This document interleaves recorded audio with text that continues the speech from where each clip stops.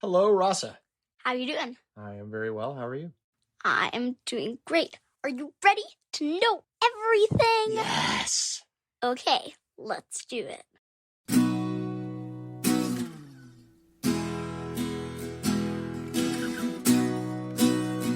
Today I want to talk to you about color.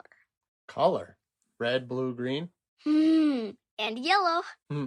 My theory is that color can control your emotions. Ooh. Color can make you happy, it can make you sad, it can make you angry, or it can calm you. It can do so many things. Wow. So how do I have it control me for good and not for bad? Well, I think most color in general makes you happy. Take my room. I like being in my room because it's so colorful. What are the colors in your room? There's a lot of colors in my room. There's reds, there's oranges, there's yellows, there's pink. I like bright colors. The brighter they are, the more happy they make me. And there's certain colors that commonly make people feel certain emotions. Can you explain? Yeah. For example, take yellow. I've read many articles about this, and I've just noticed it myself. Yellow is a happy color. So take a kitchen that's dark gray. You might not feel too happy in it. You might be like, I guess this is a place to make burnt toast or something. But then in a kitchen that's bright yellow, you're like, wow, I love it. Okay, I put the eggs and the flour and I stir it all together. Yeah. All right. I'm starting to get hungry thinking about that kitchen. And then color can be calming too. Like often people find shades of blue and green calming. When they're mixed together, it feels like the ocean. It just feels nice. The ocean, the sky, grass, a forest. I'm starting to relax just thinking about this. Yeah. So if you were to say paint a library, the ceiling could be dark blue and then there could be like lush green walls and it would just feel so cool and calming.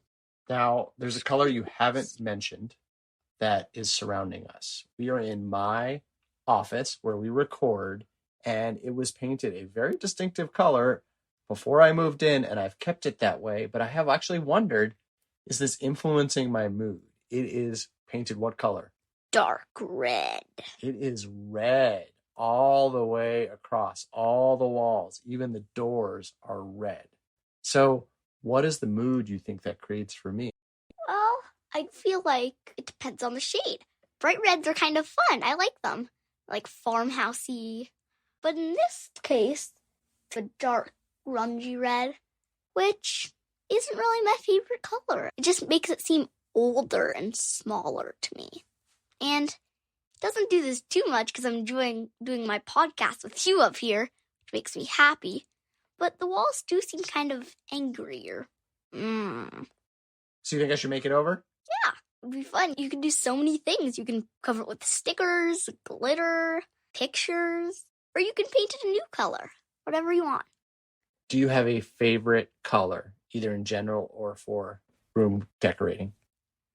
Yes, I love turquoise. Teal and turquoise. I just love those colors. I just find them really pretty. One's calming. Teal's kind of bright and energetic. So turquoise and teal is the personality color for you. What is the personality color for me? I think you're a yellow. You make me happy. Aww.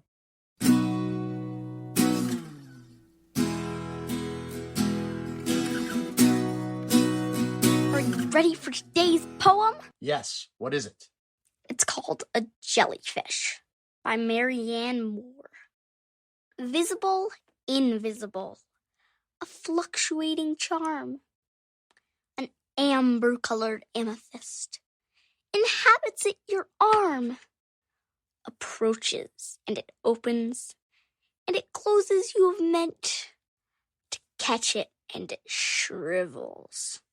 You abandon your intent. It opens, and it closes, and you reach for it. The blue! Surrounding it grows cloudy, and it floats away from you.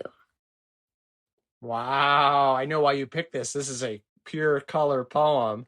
Oh, yeah. You want to read it? Love to. A Jellyfish by Marianne Moore. Visible, invisible, a fluctuating charm. An amber-colored amethyst inhabits it. Your arm approaches, and it opens, and it closes. You have meant to catch it, and it shrivels. You abandon your intent. It opens, and it closes, and you reach for it. The blue surrounding it grows cloudy, and it floats away from you. Wow. What do you think that poem means? Well, I guess it's about trying to catch a jellyfish and how tempting that is, but how terrible an idea that is. You're both going to fail, and no one's going to be happy even if you succeeded. Yeah.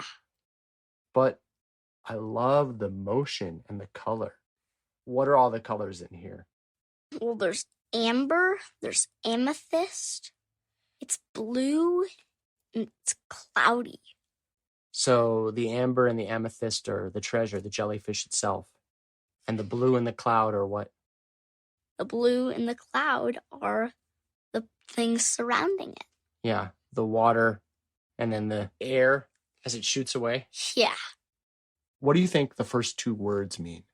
Visible, invisible. Have you ever seen a jellyfish? Yeah. They kind of float in and out of sight. Sometimes they're clear. Sometimes they're amber. You can maybe see through them. And they have the way of moving with the water, becoming part of it. Where, though they are visible, sometimes you might find that they're invisible as well. And I feel like this poem captured it perfectly. The jellyfish would be proud.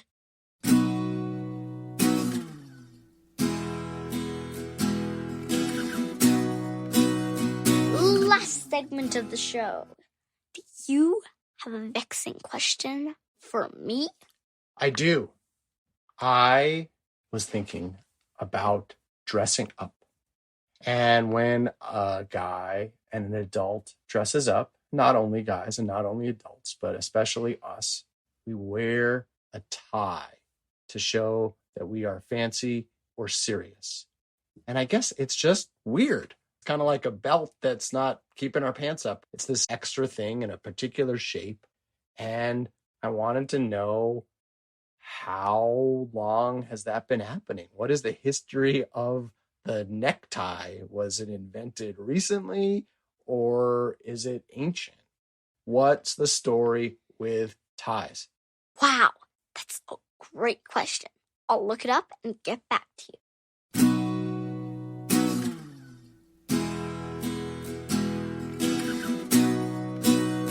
Well, I'm really glad you asked because it turns out that the origin of the tie is super interesting. While the tie that's similar to the one we have today came in fashion in the 1920s, it all started in the 17th century in France. Ooh la la. King Louis got the idea of neckties from Croatan soldiers who had a piece of cloth around their neck as part of their uniform. He and his son loved them and wore them all the time.